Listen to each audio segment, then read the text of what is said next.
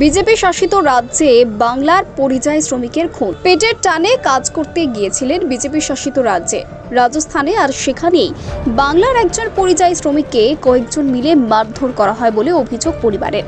সহকর্মীদের সহযোগিতায় হাসপাতালে ভর্তি করানো হয়, কিন্তু শেষ রক্ষা হয়নি। চিকিৎসা চলাকালীন মৃত্যু হয় ওই পরিযায়ী শ্রমিকের। ঘটনার খবর পেয়ে চাঞ্চল্য সৃষ্টি হয়েছে এলাকা জুড়ে। শোকের ছায়া নেমে এসেছে গোটা গ্রাম জুড়ে। স্থানীয় সূত্রে জানা যায়, মৃত পরিযায়ী শ্রমিকের নাম মতি, বয়স 40 বছর। তার বাড়ি মালদা জেলার হরিশ্চন্দ্রপুর 1 নম্বর ব্লকের অন্তর্গত ভিঙ্গল গ্রাম পঞ্চায়েতের মিশকিনপুর গ্রামে। মৃত পরিযায়ী শ্রমিকের পরিবার রয়েছে স্ত্রী ও 2 নাবালক সন্তান। বাড়ির একমাত্র উপার্জনকারীর মৃত্যুতে শোকের ছায়া নেমে এসেছে পরিবারে। পরিবার সূত্রে জানা গেছে, রাজস্থানের জয়পুরে একটি সোনার দোকানে 20 বছর ধরে কাজ করতেন। তবে ছুটি নিয়ে 5 মাস আগে বাড়ি এসেছিলেন।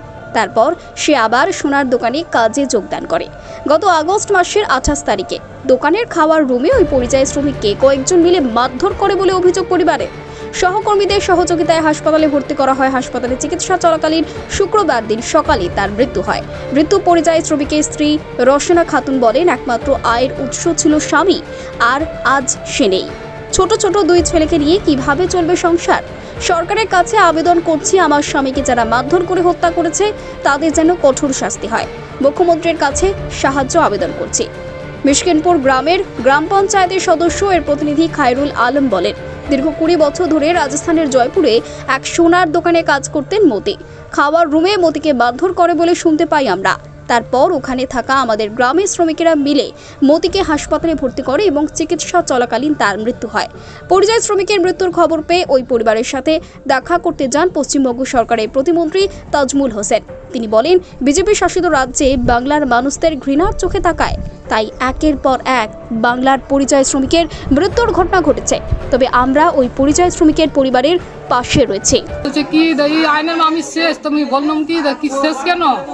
তো আমার ছোঁয়া পাকে দেখবি, আর যে কিছু টাকা পয়সা আছে খাবি। আমাকে মারধর করেছিল। তো কে মারধর করেছে? স্টাফের লোক মারধর করেছিল। আমি শেষ, আমাকে হসপিটালে লাগাচ্ছে। তো কে লাগাচ্ছে? রুমের লোক লাগাচ্ছে।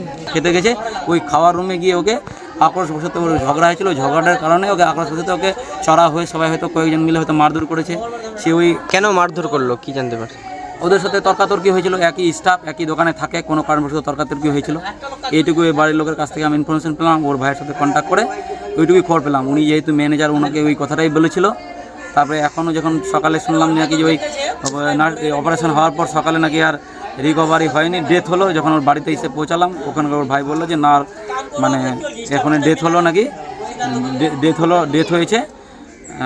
এই ম্যানেজার ভেলে নাকি ইতিমধ্যে এসে পৌঁছাইছে ওখানে। কোন দিন মারা গেছে? আজকে সকালে মারা গেল। 8টার সময় সে মারা গেছে। আমরা খুবই ব্যথিত, খুবই দুঃখিত, এবং এই পরিবারের পাশে আমরা আছি। আমরা এই পরিবারের সাথে, এই মেয়েটার সাথে যত রকম সুযোগ সুবিধা, এবং আমাদের ঊর্ধ্বতম কর্তৃপক্ষ, আমাদের যে দিদি, ওনাকেও আমরা বলবো যে সে পরিযায়ী শ্রমিক ছিল।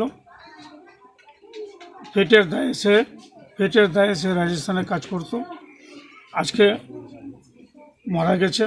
তার পরিবারের পাশে আমরা আছি, আমাদের সরকার আছে, আমাদের দিদি আছে।